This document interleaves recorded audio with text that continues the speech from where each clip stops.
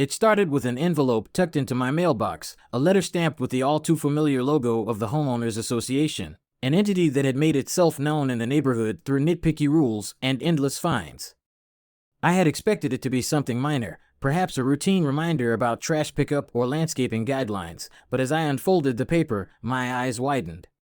The HOA was fining me for excessive vehicle presence, claiming my driveway and adjacent properties were overcrowded with cars, creating an eyesore and lowering the aesthetic value of the community. The fine wasn't small either, $500 for the initial violation, with an additional $50 per day until I complied. I scoffed, shaking my head. They clearly had no idea who they were dealing with. You see, unlike most homeowners in the area, I wasn't just another resident renting or owning a single house in the neighborhood, I owned all of them. The entire development was mine, purchased in an ambitious real estate investment years ago when the market was at a low. Every house, every yard, every driveway, each belonged to me, rented out to tenants, many of whom worked for my own businesses. The so-called excessive vehicle presence was nothing more than my own renters, employees, and guests going about their daily lives. Still, the letter was clear. I was expected to appear before the HOA board at their next meeting to discuss compliance. I knew this would be more than just a simple discussion. They were going to try and strong-arm me, enforce their authority, and make an example out of me. What they didn't know was that I was ready for a fight, and I had every intention of winning. The HOA meeting was held in the community clubhouse, a space I technically owned but had allowed the association to use rent-free. As I stepped inside, I was met with the judgmental stares of the board members, 5 self-important individuals who treated the neighborhood like their personal kingdom. At the center of it all was Mr. Garrett, the HOA president, a man with an inflated sense of authority and an evident distaste for anyone who didn't bow to his rules. The moment I took my seat, he cleared his throat and launched into his pre-scripted speech about community standards. He waved a copy of the violation notice in the air, speaking as if I were some reckless tenant causing disruptions rather than the owner of every single property in the neighborhood. We have received multiple complaints regarding the number of vehicles on and around your property, he announced.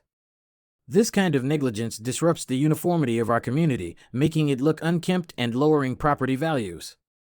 I listened patiently, suppressing a smirk, waiting for the perfect moment to speak. When he finally paused, I leaned forward. Mr. Garrett, I said evenly, before we continue, I'd like to clarify something important. You keep referring to your property as if it's a single home. However, what you may not be aware of is that I own every home in this neighborhood. A ripple of whispers spread through the room. The board members exchanged confused glances, their smug expressions faltering. Garrett scoffed. That doesn't change anything, he snapped. The rules apply to everyone. I raised an eyebrow. Actually, it changes everything, I countered. Because as the sole property owner of this community, I hold more legal authority here than this board does. Every tenant you think you represent? They rent from me. Every driveway you claim is overcrowded? They belong to my properties. So before you try to impose fines on me, perhaps you should check exactly who you're dealing with. The tension in the room thickened. Garrett opened his mouth to argue, but his confidence was slipping. He wasn't prepared for this. He had assumed I was just another homeowner who could be bullied into compliance, but he had just realized the power dynamics weren't in his favor. I wasn't some disgruntled resident, I was their landlord. The room remained in stunned silence as the reality of my ownership sank in. Garrett, clearly caught off guard, shuffled through his papers, his previous bravado quickly giving way to frustration.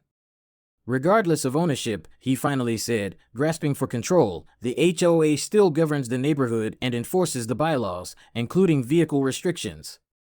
You're still bound by these rules. I chuckled, leaning back in my chair. Actually, let's talk about those bylaws, I said. Because I've taken the liberty of reviewing the HOA's governing documents in detail, and there are a few things you seem to have overlooked. I pulled out my own stack of paperwork, official copies of the HOA's covenants, conditions, and restrictions, CANDARs, along with legal records confirming my ownership of every home in the development. First, let's address the claim that I have too many vehicles. Nowhere in your bylaws does it specify a numerical limit on how many cars a single homeowner can have on their property.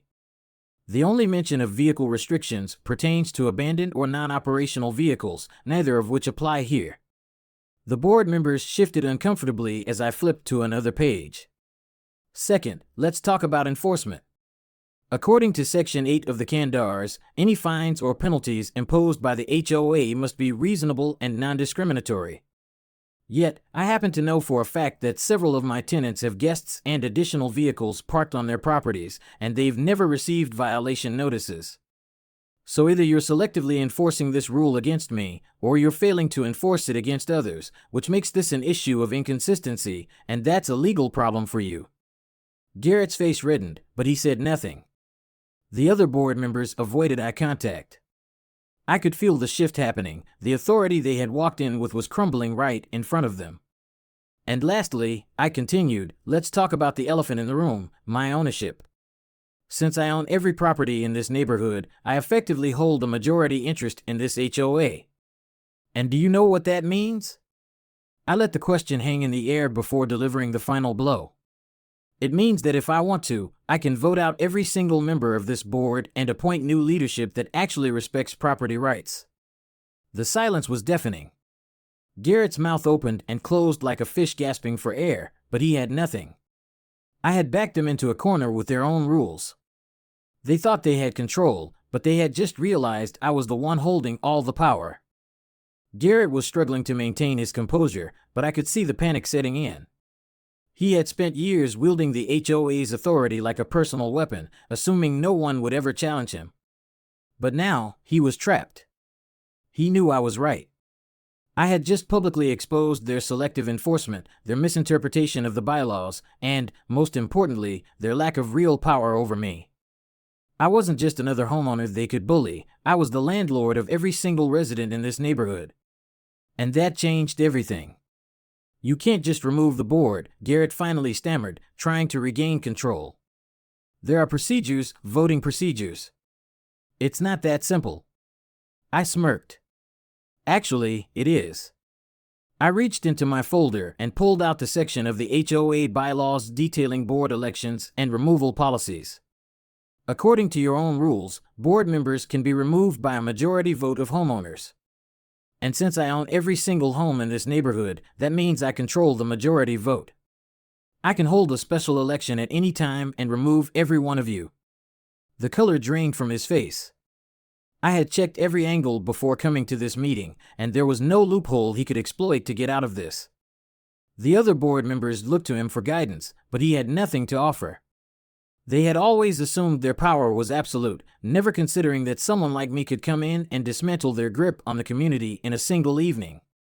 I could see the gears turning in their heads, the slow realization that their reign was over.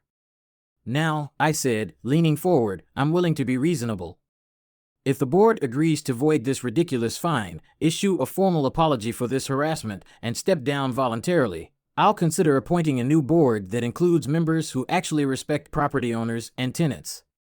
Garrett clenched his fists.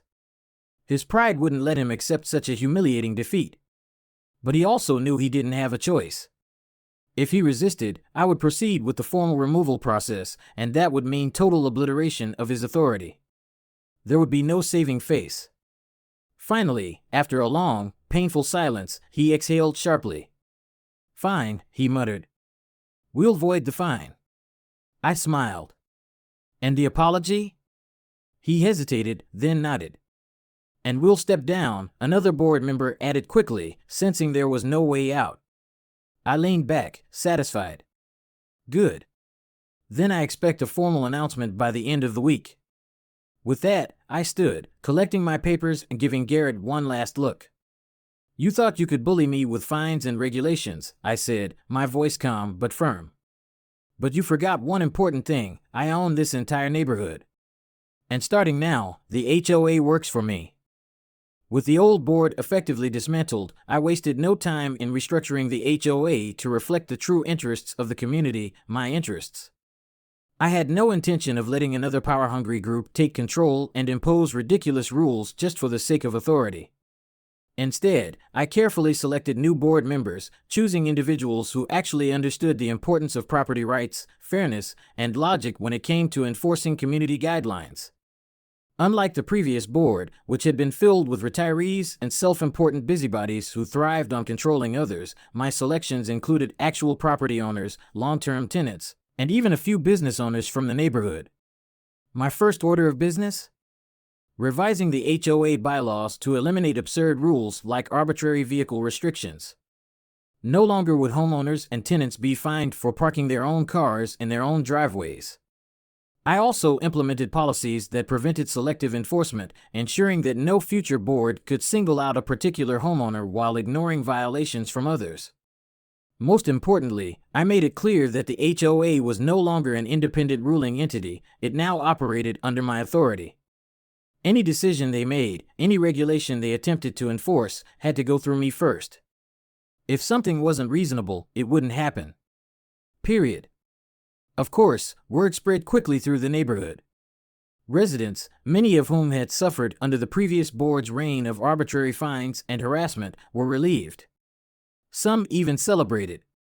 They had spent years dealing with a group of people who wielded power for the sake of it, issuing fines for minor infractions and acting as if they owned the entire community.